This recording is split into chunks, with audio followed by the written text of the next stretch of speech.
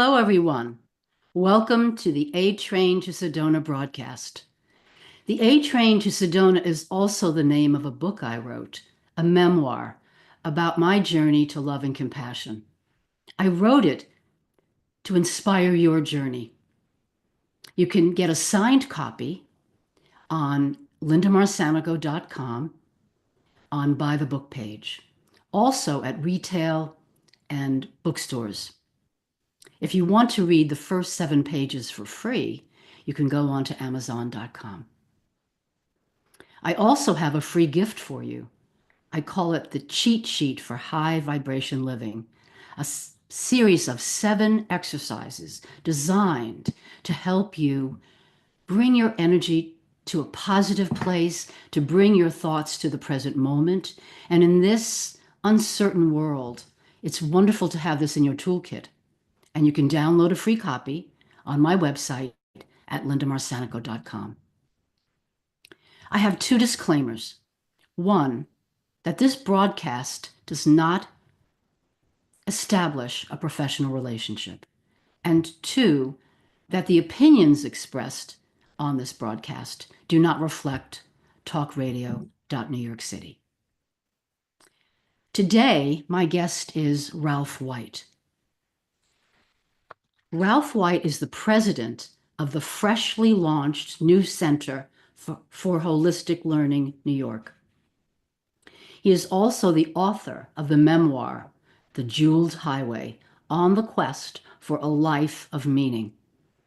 He was co-creator of the New York Open Center, America's leading urban institution of holistic learning from 1984 to 2022, where his vision and values guided the programs for over 30 years.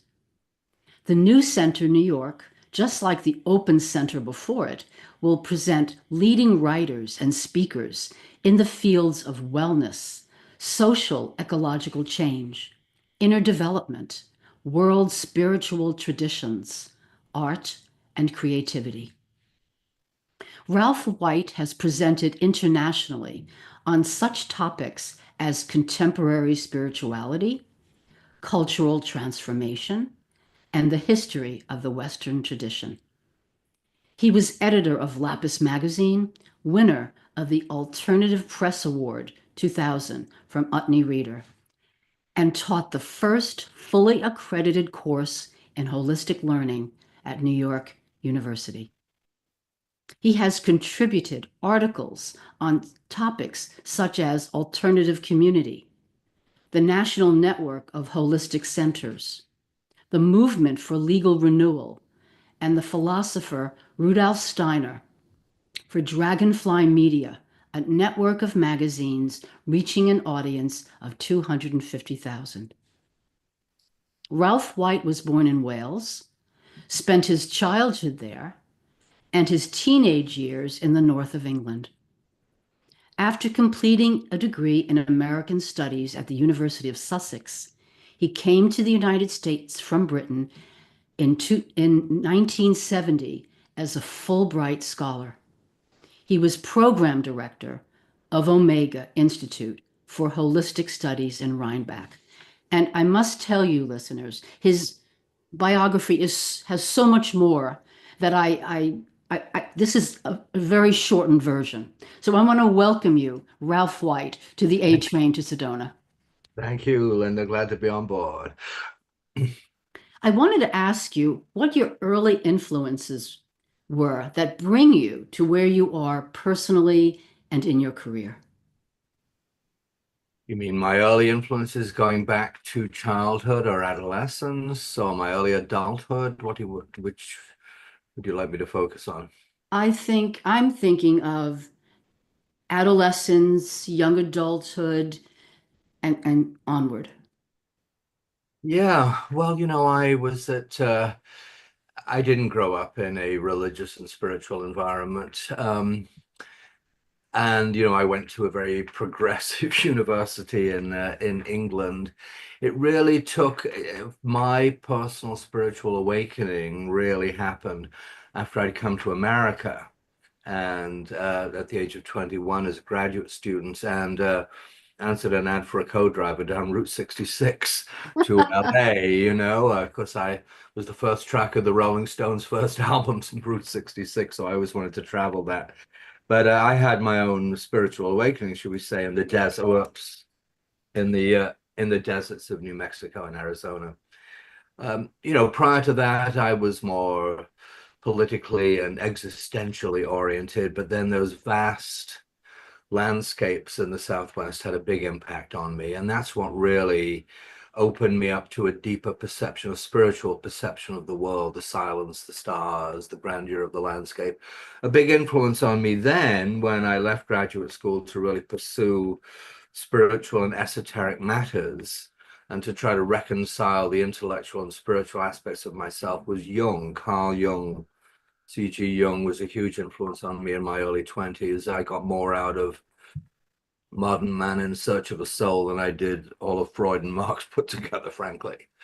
So it was then, then another big influence on me in my early 20s was Dane Rudyard. I don't know if he's been a figure you've come across, an extraordinary man, a real Renaissance man, originally French, came to America when he was young, and he was a musician.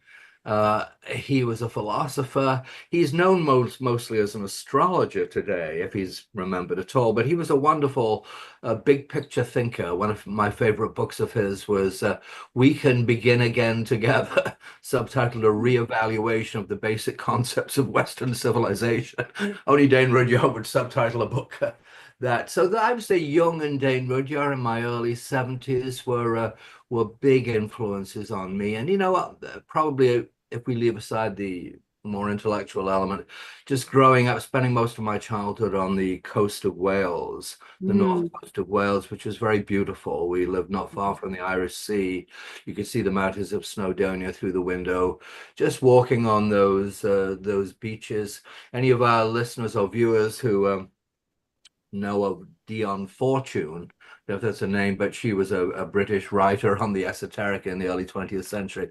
But she and I both grew up around the same limestone massif, a great headland in Wales that jutted out into the Irish Sea. So that was a wonderful place to have a silent, of course, I knew nothing about mysticism at that time, but a silent sense of peaceful attunement to the beauty of nature.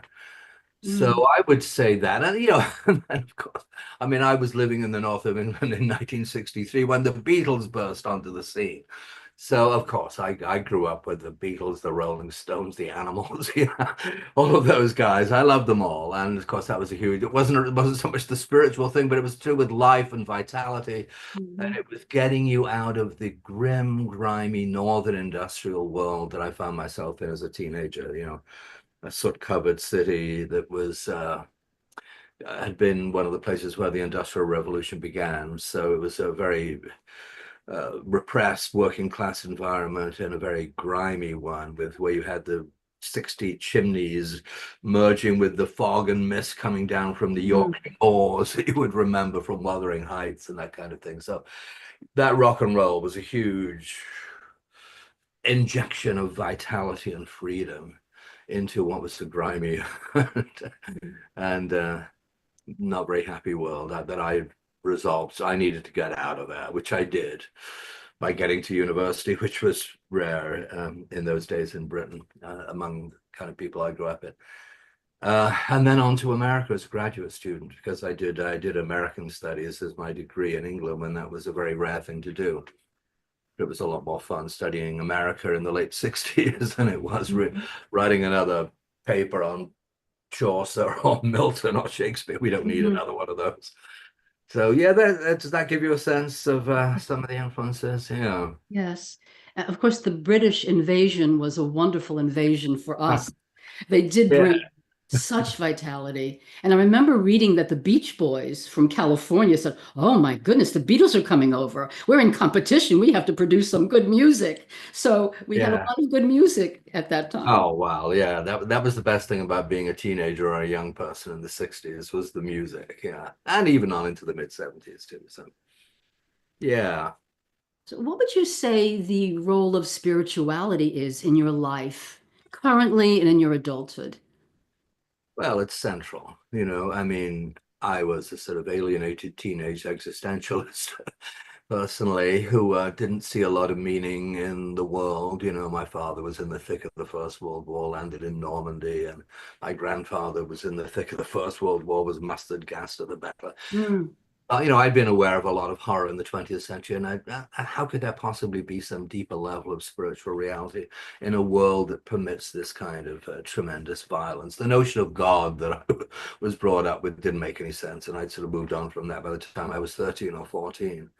mm, So it really was that awakening that I mentioned, first of all, in the southwestern deserts. But you know, spirituality is what gives coherence and meaning and direction to your life. And once I had grasped that we're part of a larger reality and that there are levels of consciousness beyond just the everyday banal level of interaction, um, that was a big insight for me. And then, you know, of course, I was on my own spiritual path in my early 20s. I hitchhiked to Machu Picchu from Canada when I was 23. And, you know, I had many experiences down in the mountains in the Andes. So when I came back, I really had the feeling that not only was the spirituality real and something I wanted to make central to my life, but then arises the question, how do you serve? What do you serve? Because once you wake up to a kind of spiritual view of the world, you want to contribute to society in some way. So for me, that involved three, well, actually, I know it's four centers. You know, I'd been living in South America, then in California, but then I went back to Britain, to Scotland. I spent 3.5 years at Findhorn, the what is now an eco village, spiritual community, holistic learning center up in the north of Scotland. So that was part of a big part of it. It gave me an arena to serve. It was a way to show. Findhorn always saw itself as a center of demonstration. It was demonstrating that you could live, broadly speaking, in harmony with each other. And of course, the main spiritual practice was attunement to nature. I've mm, always been a lover of nature, even though I've now spent 40 years in New York City. But yeah.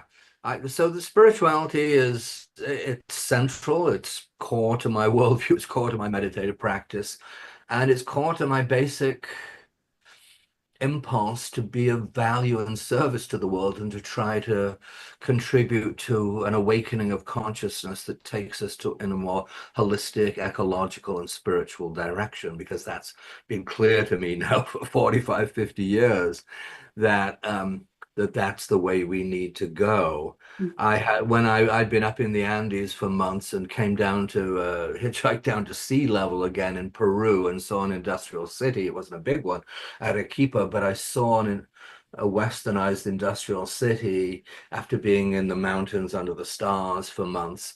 And I just had one of those moments of intuitive clarity where I could see that Western industrial culture was both destroying the environment and our ecology and was really wrecking our souls and psyches as well, and that we needed to create something different. So ever since that point, and that's a long time ago, that was like 1973, my God, that's more, it really is a long time ago. It's been clear to me that we have to create something different rather than the consumerist, yes. materialist, you know, the whole worldview that is wrecking the planet.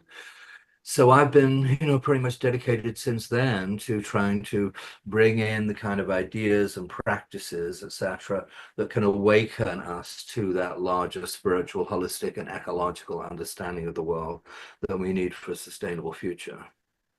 Well said.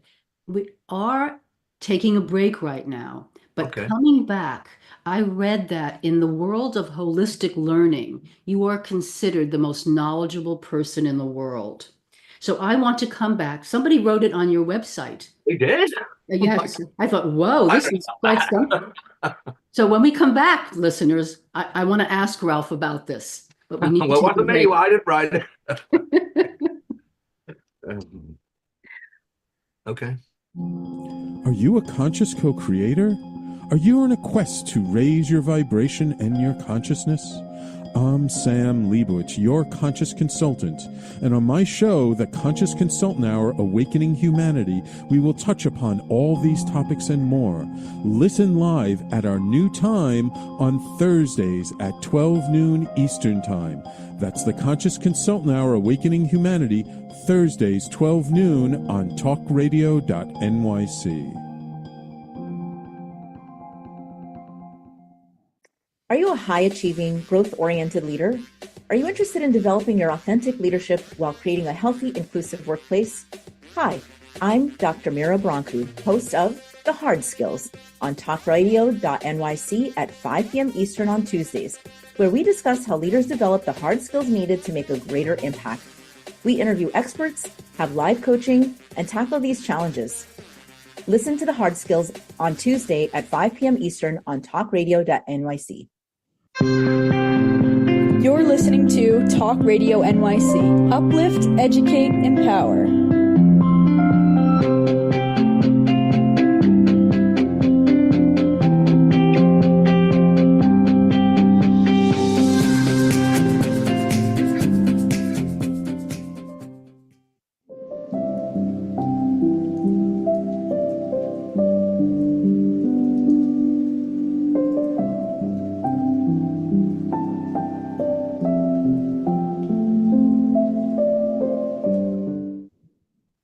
Hello, everyone. Welcome back to the A Train to Sedona broadcast.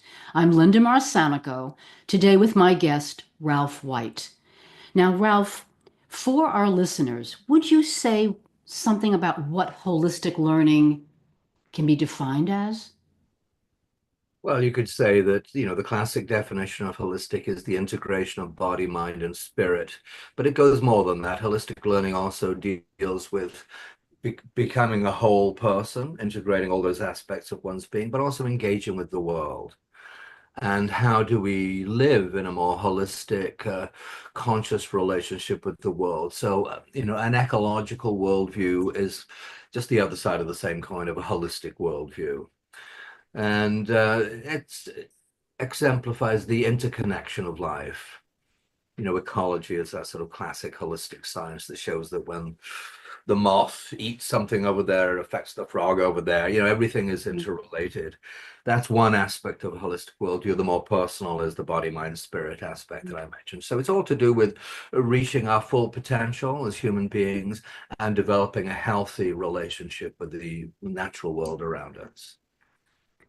Thank you for that. It gives me a fuller understanding. So now I want to know, what is it like to be at the heart of the New York center that you're starting? Of course, it's in New York City, one of the most, or if not the most influential city in the world. What is it like to be restarting away from the Open Center, which you curated for many, what is it, 36 years? Yes, 36, or was it 38 years? Yes, it was a long time. Yeah. Well, it has its challenges, of course.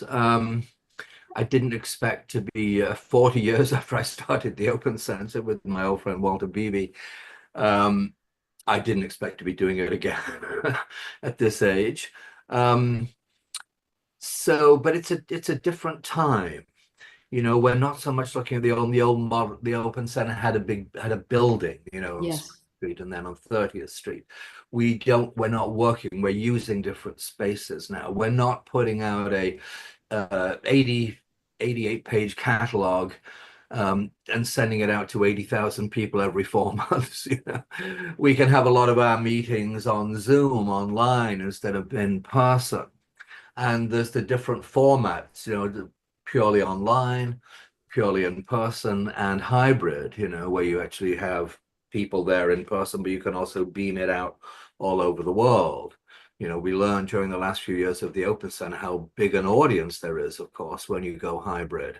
But you don't want to lose the intimacy of human interaction, especially after the pandemic. We're all in need of a bit more conviviality and social interaction and warmth, social warmth. So it's challenging to be doing it at this age because we've got a huge range of connections. We've got 40 odd years worth of contacts and experience, but it's a different environment. And it's very important for us to bring in a younger generation now, people in their 20s or under 35 or so. So how to do that? What are the different formats that are required? How is it different now for younger people? That's why I'm working now with a whole raft of younger colleagues who have that insight into what speaks to the younger constituency right now. And I can try to figure it out, but it's better to hear it straight from that generation. And of course, the whole holistic spiritual thing, it wasn't just affiliated with the baby boom. That may have been where it had its major breakthrough, but of course, it's going on from generation to generation. I mean, I saw it when I was teaching at NYU. My students were totally into all of this. I was teaching the first accredited course in holistic learning at NYU, but I saw then that it's sometimes presented as just some baby boom thing, and then it's just flakes and so on who are into this. No, this is certainly not true. There's a lot of intelligent, aware people of all generations who realize there's got to be this profound shift in our consciousness. And you don't see it written about in the media a lot because it's been a subtle shift. You and I probably remember the days when health food stores were little mom and pop operations and hole in the walls. And now, of course, we had Whole Foods, then Amazon bought Whole Foods. I mean, the way we used to look upon when I was at Finton, building a windmill and organic agriculture, it was all considered wild and crazy stuff. And trying to put solar panels up in the north of Scotland. Of course, that was years ahead of its time. So many of these things, alternative medicine, the New York Times 40 years ago dismissed every form of alternative medicine as snake oil. And that's just a few examples. So holistic perspectives have permeated the culture in a subtle way so that now the Times and the Guardian, have regular columns on wellness because they like to present themselves as super sophisticated. Some of us have been doing this for 40 years. We're not all incapable of some healthy measure of discernment about what is real and what is substantial. Of course, some of the mainstream media loves to be dismissive and poo-poo towards these flaky people who've been interested in this alternative stuff. But the fact is, it's making its own way into society, and whether it's alternative or complementary or integrative medicine, I mean, how far has that come in the last 45 years? Of course, I think of John Kabat-Zinn when I was at Omega, was doing his mindfulness work, and now he's, the eminence of mindfulness on a worldwide basis. You wouldn't meet a nicer person. But you can just see we could go on and on, so many areas in which these holistic practices, values, ideas have permeated society, but it's been an evolution rather than a revolution. So it's not necessarily headline grabbing unless you're very attuned to it. But those of us who have been attuned to this, it's everywhere. Whether you get an airplane in San Francisco airport, and the first thing you see is some place selling sustainable and green furniture. I mean, once you've got an eye for it, it's increasingly ubiquitous, but not as ubiquitous as it needs to be, but it's getting there. So it's reason for hope, despite the disturbing and crazy times that we live in. It is everywhere, and it's moving us in a very positive direction. It's being absorbed, and it's really, for a lot of us, mainstream. It's mainstream because in order to keep the earth alive and sustainable, we need to take care of it. Yeah. We need to take care of this beautiful planet that we live on. Yeah. So I wanted to say, you said a little bit about this, but let me formally ask you, how does the new center build on the open center? Well, we have a lot of contacts, a lot of expertise, a lot of people who know how to do this. So I, for instance, and the other people in the programming field know a lot of the people who have been teaching. Let's say they taught at the Open Center for many years. And most of them are quite happy to come back and teach at the new center as well. Mhm. I mean, they realized that, the Open Center had to deal with its own internal issues. It came to an end after 38 years and whatever, 400,000 or 500,000 participants that came through. But the need for holistic learning hasn't gone away. There's still just as much need for that as ever. So we have to adapt it to a different time and a different format. But yes, if I was doing this entirely from scratch now without, whatever, 45, 50 years worth of experience at the Open Center, and then, before that, I was program director of Omega and ran the programs for the first 2 summers up at the former Camp Boybury, as it used to be, as it was when I stumbled across it in the early 80s, just an abandoned old summer camp. Now you wouldn't recognize that that's what it's like today, but I just have a lot of contacts, a lot of, and not just me, a lot of experience. And the challenge is to attune to, the specific consciousness, what is needed at this particular time with this dramatic moment that we are in 2025. So I think it requires comparable levels of vision and creativity. And we have many years of experience. We also have new people working with us, so it's great to have people in their 20s and early 30s who are filled with, I was 34 when I started the Open Center, not quite that young anymore, but there's life in the old dog yet, as they say. So yeah. I would say there's a lot of life with your wisdom, Ralph. You bring great wisdom, and attracting young people allows you to benefit from what they can bring. Yeah, but there needs to be a combination. So that's what we're working on, is developing a team where there's a really good blend of young, old, and interest in different areas and skills, and people learning skills. So that's what we're doing. But it's kind of unprecedented. It hasn't been done before. So yeah. And you also stated that the setup is quite modern. You have in-person for intimacy, you Yes. have Zooms for those who want to sit in their living room, and you Right. have hybrid to Yeah. attract, you have a world audience. Yeah, that's right. I started something called the Art of Dying programs 30 years ago with Tibet House, our friends at Tibet House, Bob and Nana Thurman and others. And extraordinarily enough, that is still continuing to this day. Hmm. So yeah, these things are of enduring. I also started something called the Esoteric Quest, this series of conferences on the Western esoteric tradition. Also at the same time, back in 1995, both the Art of Dying and the Esoteric Quest are celebrating their 30th birthday this year. So, they have legs. These are serious topics. One is the rediscovery of the lost spiritual wisdom of the West. Mhm. And the other, of course, is the deepest of all topics, death itself. How do we deal with it? How can we approach it in a more holistic way? And even, what do we know about near death, end of life? And what are the wisest perspectives from the Tibetans to Rudolf Steiner about the journey of the soul after death? And of course, that's the good thing about being a free, independent non-profit organization. We don't have to kowtow to mainstream materialistic prejudices in academia or in hospitals or wherever it may be. Although, of course, this stuff is making its way into those spheres as well. Mhm. So yeah. Now it is time for a break. When we come back, I have a great interest in your stories, your true stories from Tibet. Okay. Now you are a world traveler. I'm interested in knowing what you think spurred you to be such an adventurer, coming to the United States, traveling to Tibet, this east to west. So when we come back, listeners, we're going to ask Ralph about that. Okay. It's time for a commercial now. Okay.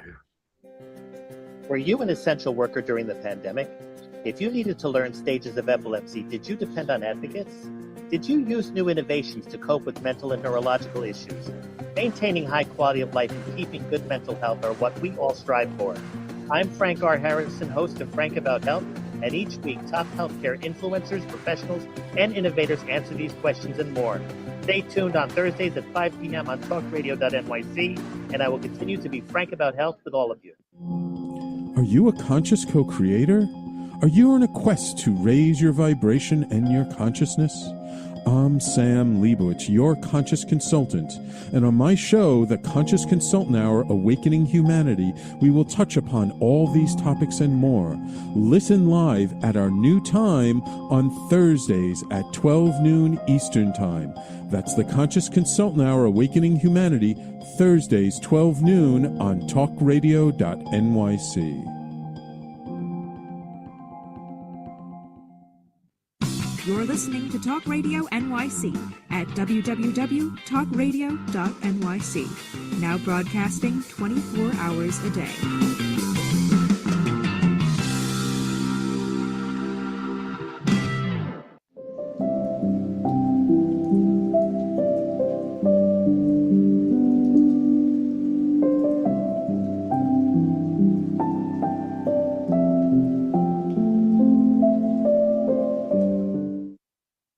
Hello, everyone. Welcome back to the A Train to Sedona.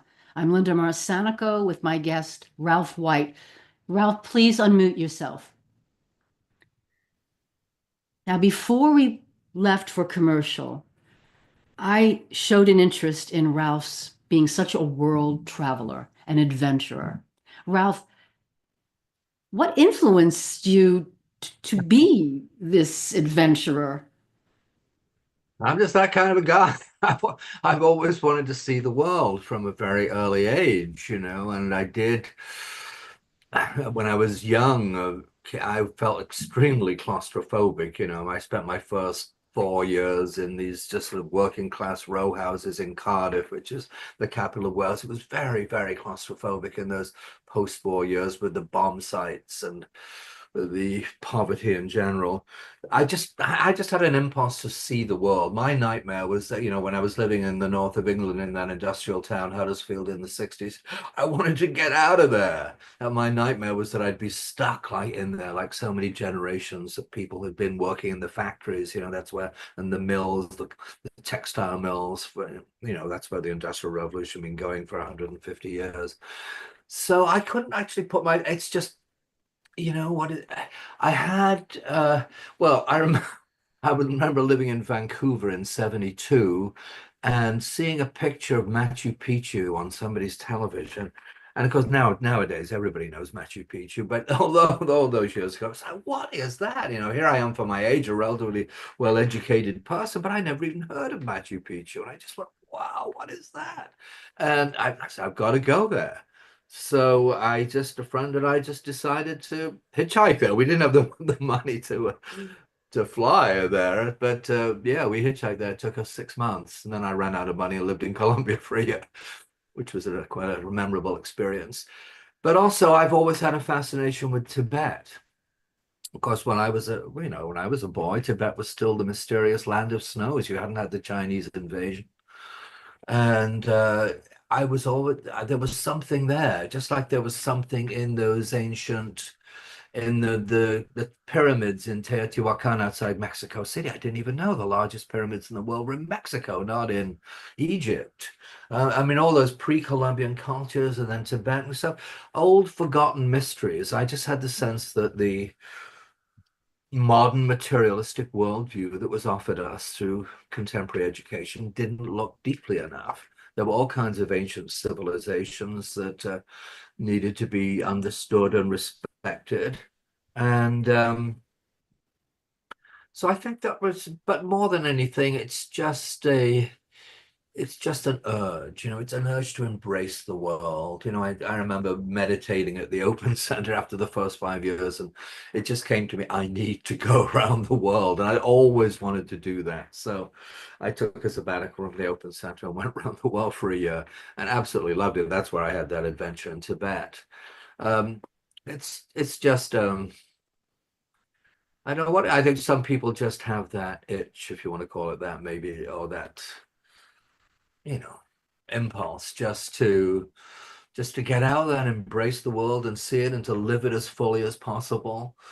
And also, of course, I mean, my sister's the exact opposite.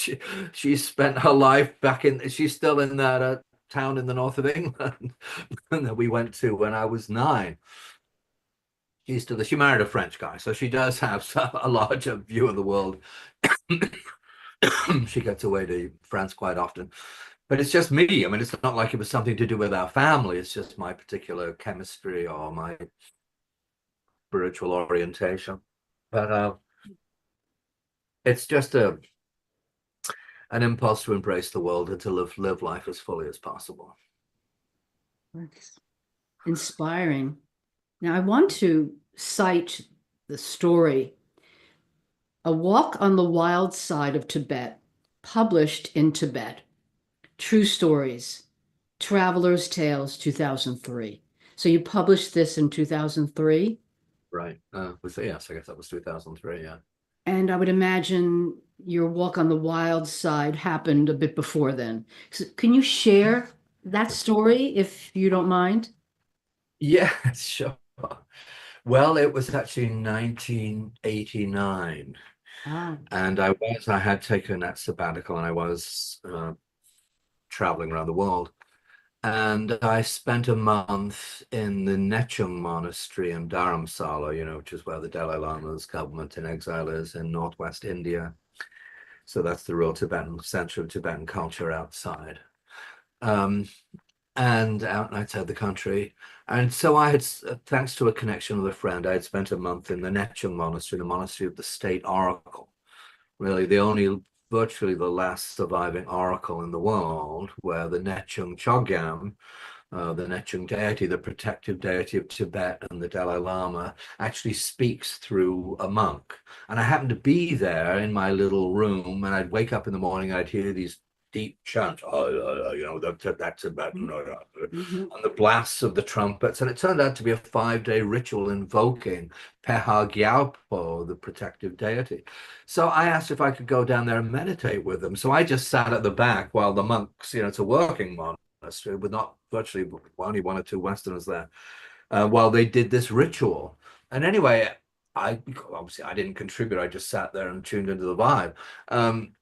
But then later, I spent there a month. The head monk came to me and asked me if I would do something to.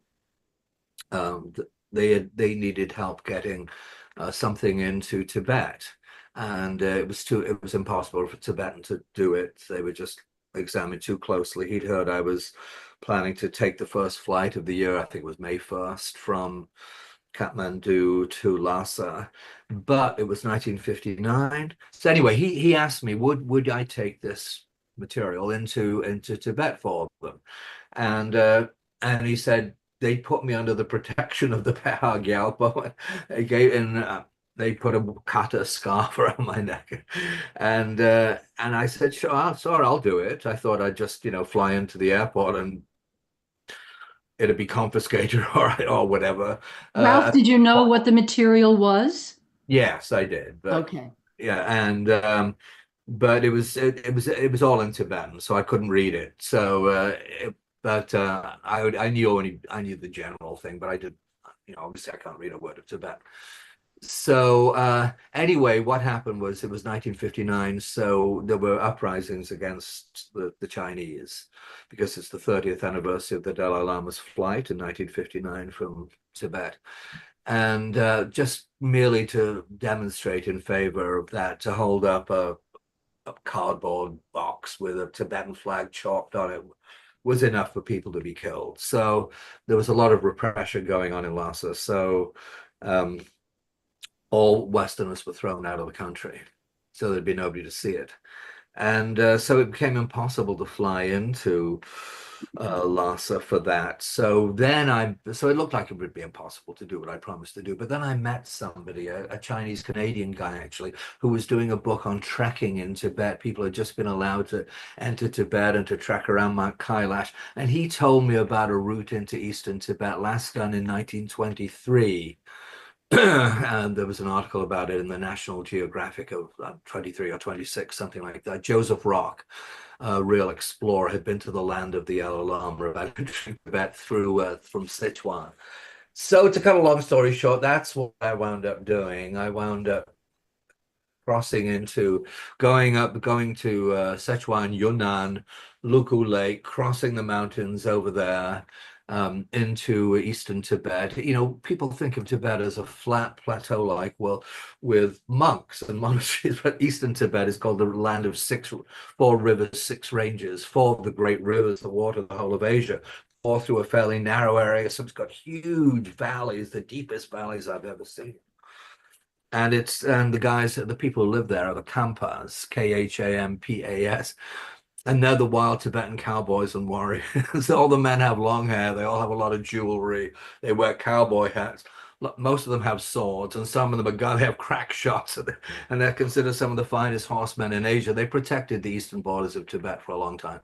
So this was at the time forbidden territory. So anyway, I'm not going to go into the details of it, but essentially I was able to make that journey into that part of Tibet and pass on the material to people who said they could get it to where it needed to go. So it wasn't possible to actually get to Lhasa because that was the whole of official Tibet was under martial law.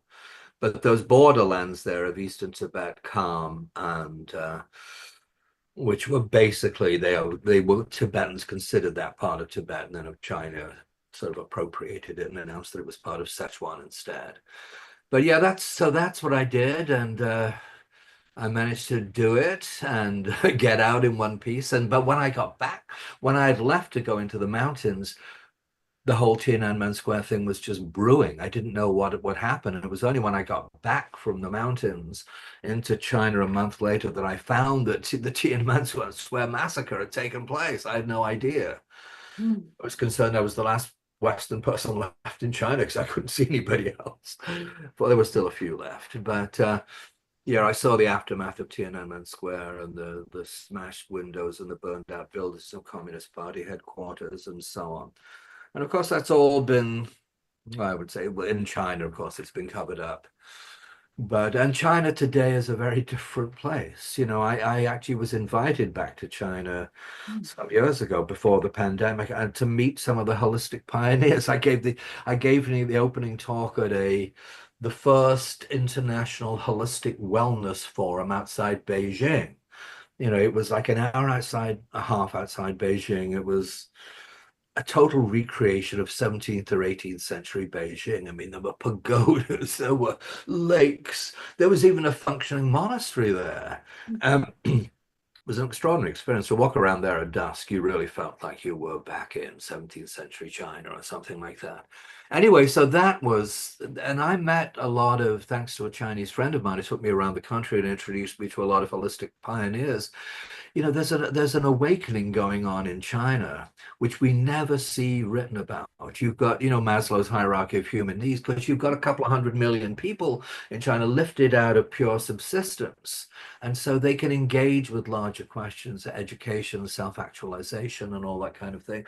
And so you've got now loads and loads of people, particularly young women in the cities, who are educated. Some of them are traveled, and they have the same spiritual interests that we do.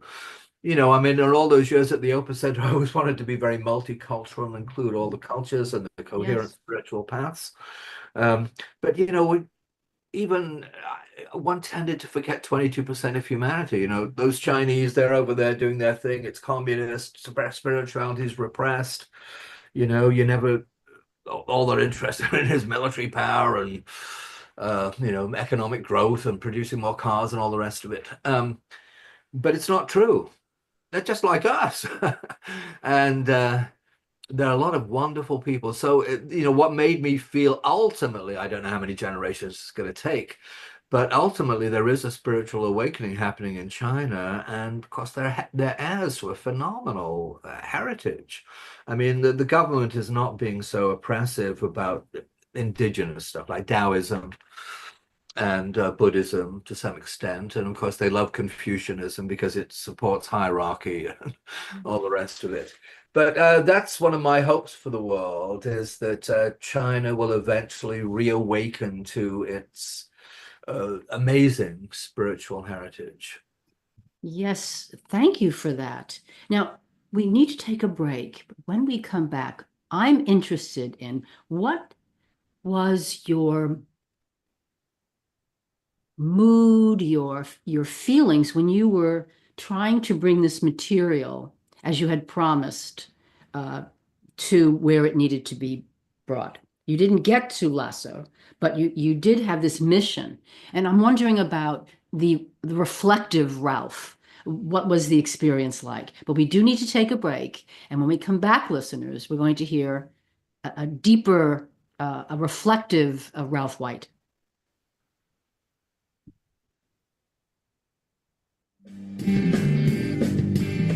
Hey everybody, it's Tommy D, the nonprofit sector connector, coming at you from my attic. Each week here on talkradio.nyc, I host the program Philanthropy in Focus. Nonprofits impact us each and every day, and it's my focus to help them amplify their message and tell their story.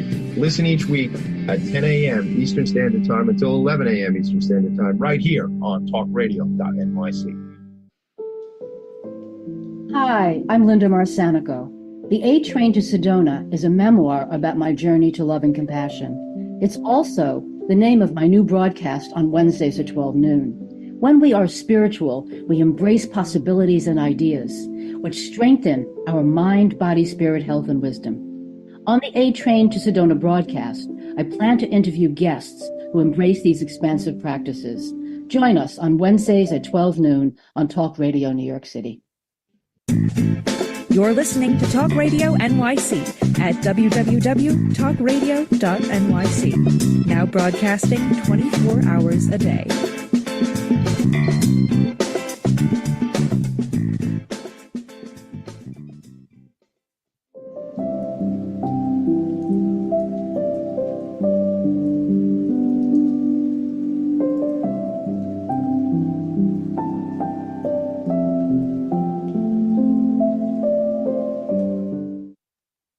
Hello, everyone. Welcome back to the A Train to Sedona. I'm Linda Marcanico with my guest, Ralph White. So, Ralph, please unmute yourself. Okay. So I'm wondering, I think that I would be having to meditate and mantra myself during such a mission to reduce my parasympathetic nerve, to increase my parasympathetic nervous system's effect on the sympathetic nervous system. So what was your internal Ralph experiencing on this mission? Well, of course, spending that month in the Nechung Monastery, surrounded by one of their deepest spiritual practices, it definitely deeply attuned me to the Tibetan spirit. And, I couldn't say these things for sure, but, I suspect I actually was touched by the spirit of Peha Gyalpo. Something definitely, I would never have done that by myself, if I hadn't been asked. So, yeah, so that, first of all, I had that sense of inspiration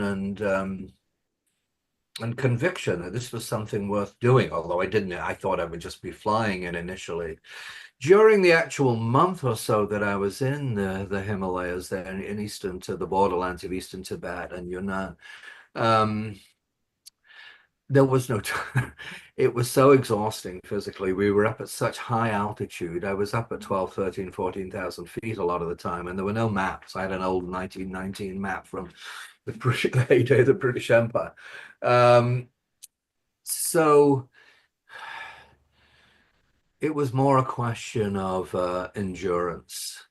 But it was also, even though I'm not sitting there meditating, but I don't think any of the people I traveled with along the way, including a young Sino-Tibetan guide over these really remote mountains, nobody was into spiritual practice except the monks in the monasteries.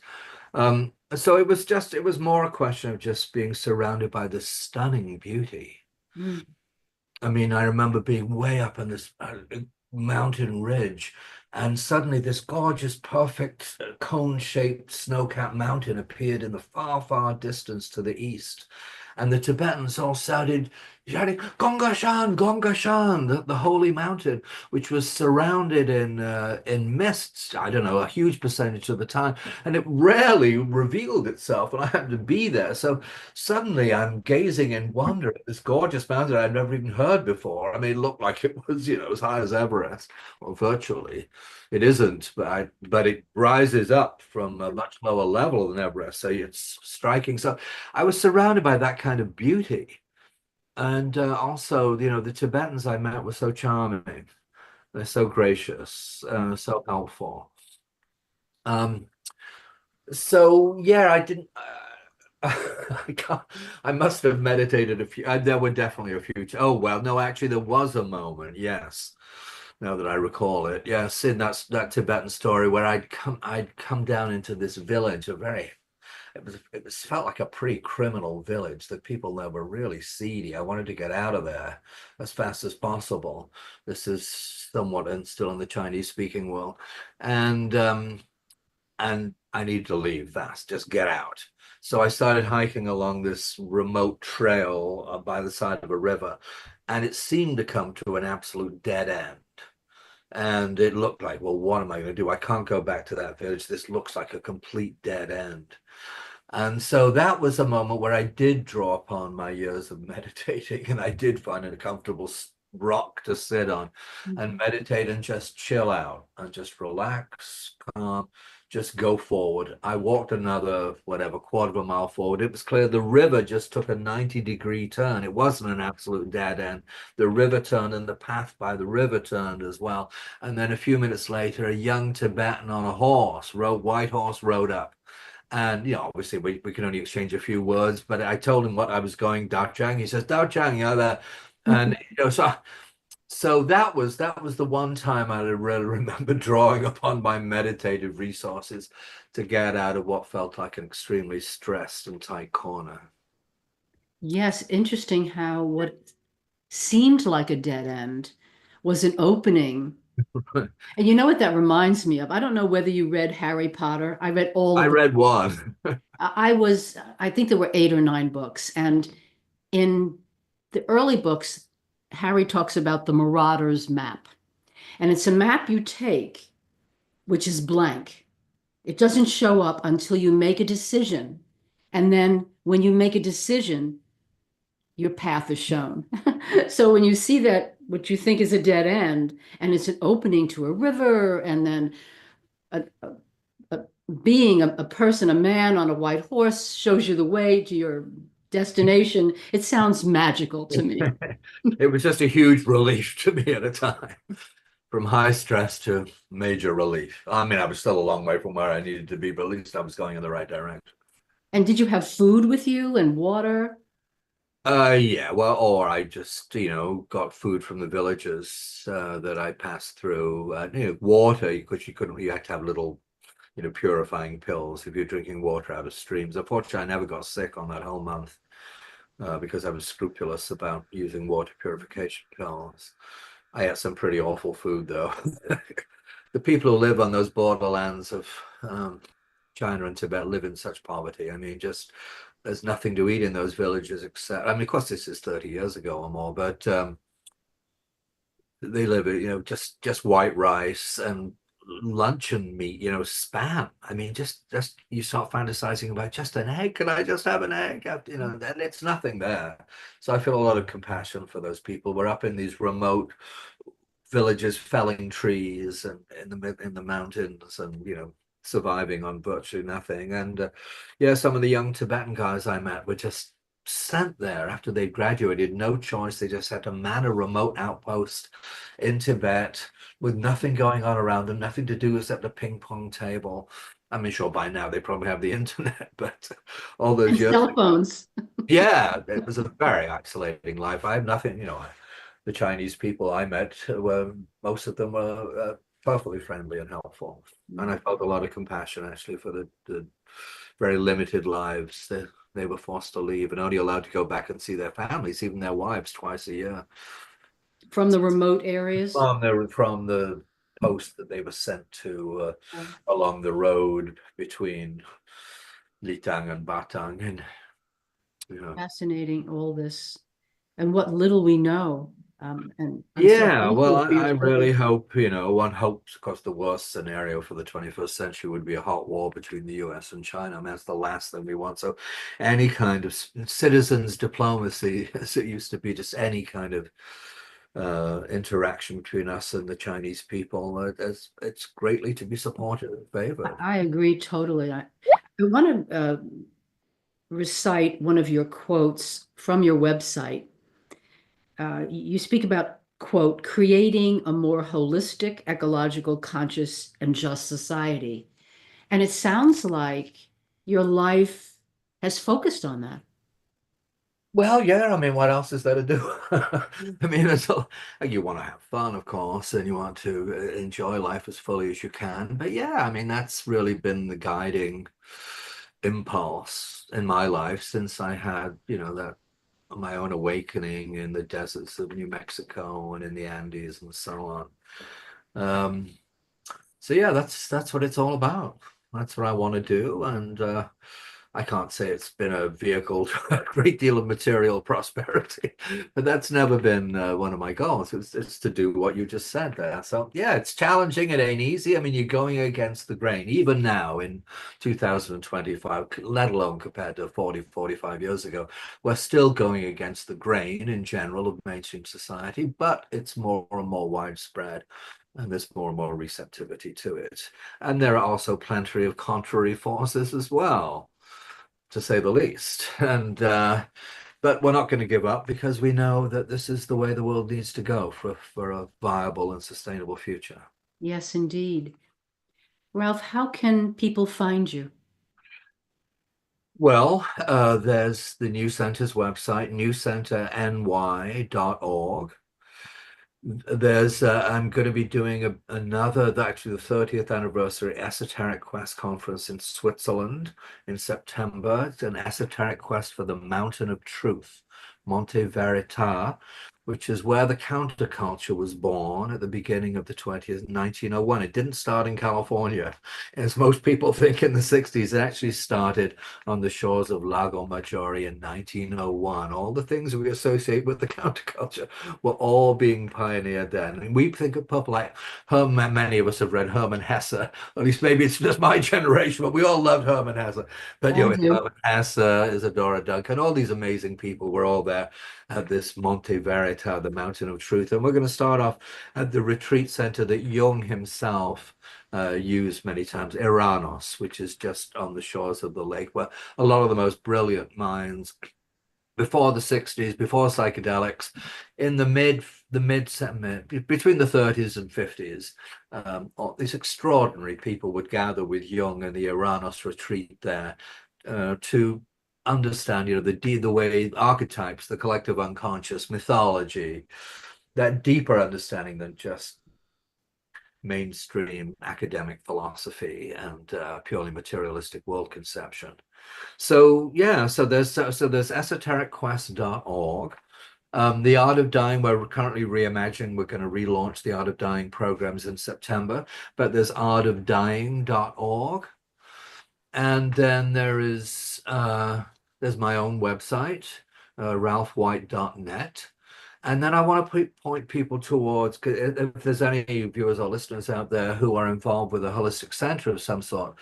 I've been attending this annual Holistic Centers gathering. It's amazing. It's 40 years now.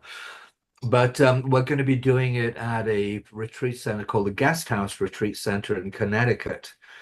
And that is taking place in mid-May for 5 days. And it's really an opportunity for holistic centers around the country and internationally. We're going to be joined by people doing this work, because it's a mistake to think this is just in North America. There are centers in Europe, in Asia, and South America.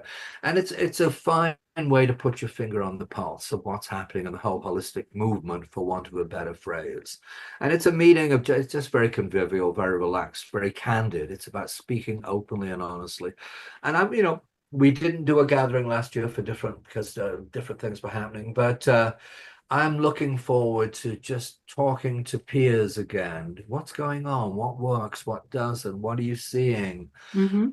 What are your challenges? What are your successes?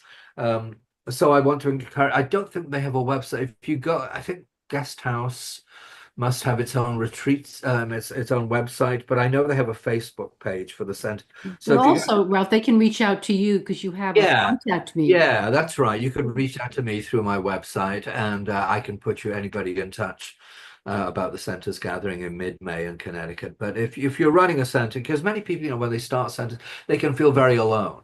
Mm. And it's good for us all to be connected to the, the strength in numbers, especially at a disturbing time like the one we're living in right now. We do need to close. I Yeah. wanted to thank you so much for being on the show. Oh, my pleasure.